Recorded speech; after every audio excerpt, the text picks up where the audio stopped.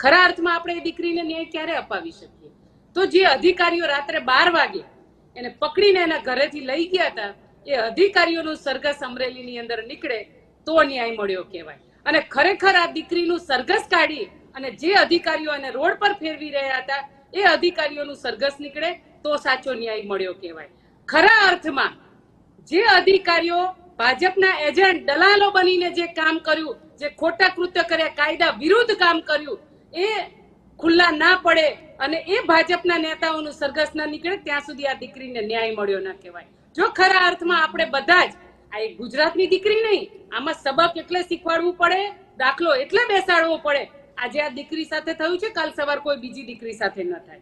એના માટે આપણે બધાએ જ આ મુહિમ ચલાવવી પડે અને એક દાખલો બેસાડવો પડે કે જ્યાં સુધી આ લોકોના સરઘસ ન નીકળે અને આ અધિકારીઓ જે ખોટા કામ કર્યા છે, કાયદા વિરુદ્ધ કામ કર્યું છે, એમને તો સસ્પેન્ડ કરી દેવા જોઈએ. ત્યાં સુધી આ દીકરીને ન્યાય મળ્યો ન કહેવાય.